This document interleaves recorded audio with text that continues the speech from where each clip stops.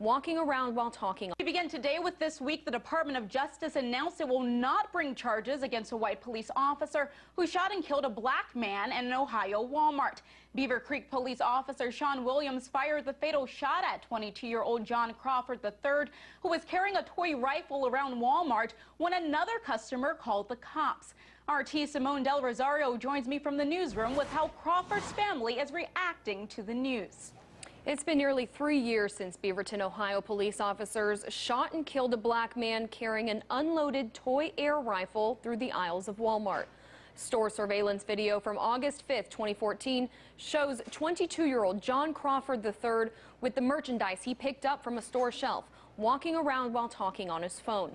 A customer called 911 claiming Crawford was loading the rifle and pointing it at children. According to authorities, the video proves otherwise. But that call is what prompted Beaverton police officers to storm in, shooting and killing Crawford in the store. This week, the Department of Justice announced it will not bring federal charges against the white police officer, Sean Williams, who shot and killed Crawford, a decision that family attorney Michael Wright calls disappointing. If this is not a case where officers should be prosecuted, then I don't know under what set of facts will the Department of Justice prosecute any police officer. You have a young man that was walking in a retail store in Walmart with a product that was sold by that store, and minutes later he was shot and killed.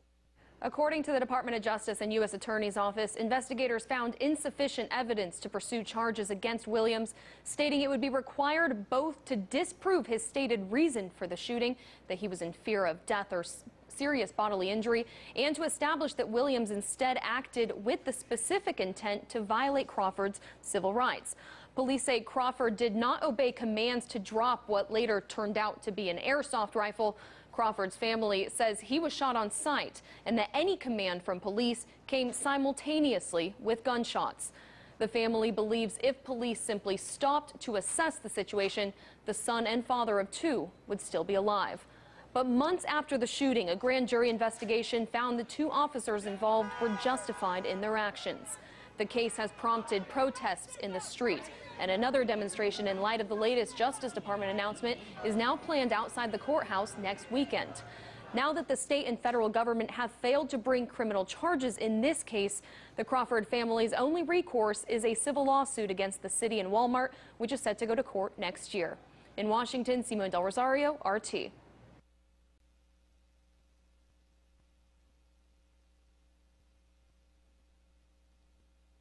Feds announce no charges for officer in fatal 2014 shooting of John Crawford III. Cincinnati federal authorities announced on Tuesday they have ended their investigation of the fatal police shooting of a black man in a Walmart store, concluding there wasn't enough evidence to charge the white officer who killed him. The officer shot John Crawford III on August 5, 2014, after police responded to an emergency call about someone waving a rifle in a store in Beaver Creek, a Dayton suburb. Police said Crawford, who was 22, didn't obey commands to drop what they learned later was an air rifle he was carrying from a store shelf.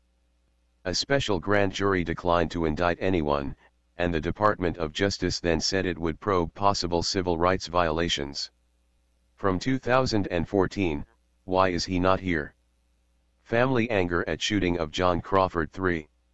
From 2014, why is he not here? Family anger at shooting of John Crawford III. 2437. U.S. Attorney Benjamin Glassman and the Department of Justice said Tuesday they found insufficient evidence to pursue charges against Beaver Creek police officer Sean Williams, who fired the fatal shot. They said investigators analyzed store surveillance video using resources at the FBI laboratory in Quantico, Virginia, interviewed witnesses, and used an independent crime scene reconstruction expert in their review.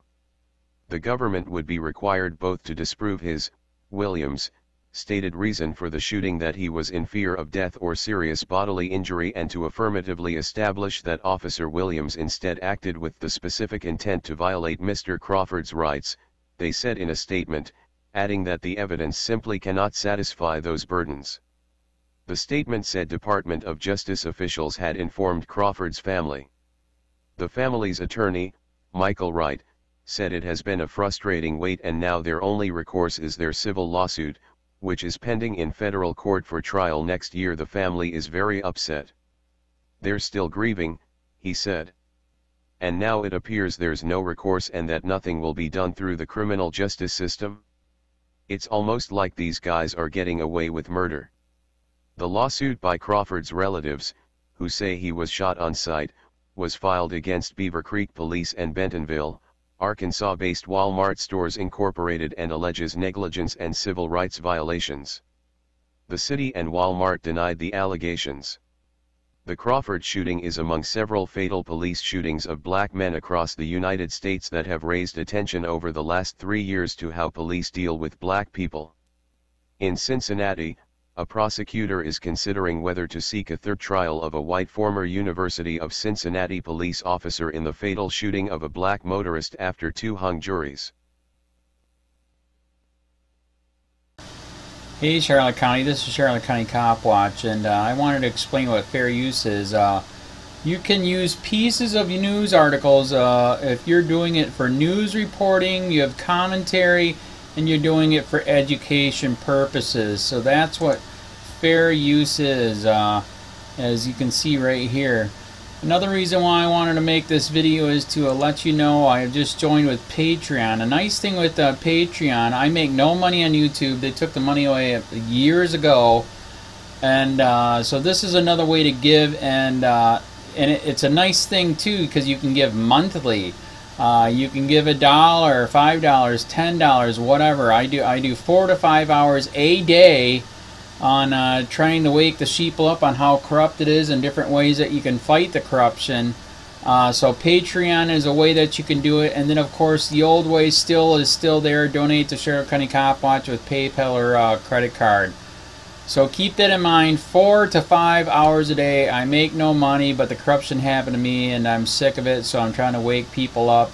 But my wife would love it if if we could get some help out there. There's 47,000 subscribers. Just think if each one of you subscribers just gave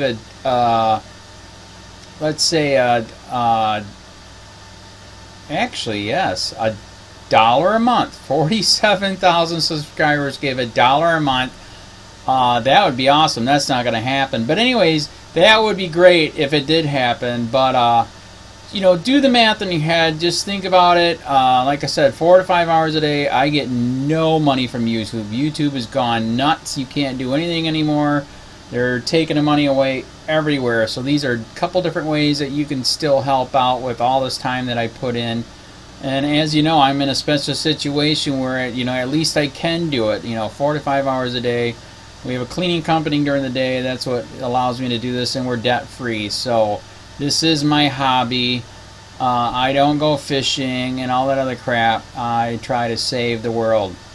So help me out to make the wife happy, man. In fact, if you guys did give $1 a day, and there was 47,000 of you, and you did it, and each of you gave $1, and that was every month, oh my God, yes, I could quit. I could start suing them. Another idea too that we have is if I got some funds, we could actually contact everyone that has been ticketed and or arrested and put in jail and start sending them postcards to let them know we're here, and to see if everything went all right, and if it didn't, find out their story. So we could even do more investigations and more lawsuits. Lawsuits take money.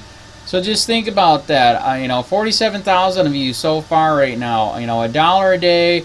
$1 a month on Patreon, or $5 a month Patreon, 10, 20, whatever. Just do the math in your head, help out. This is a lot of work every single day. Thanks.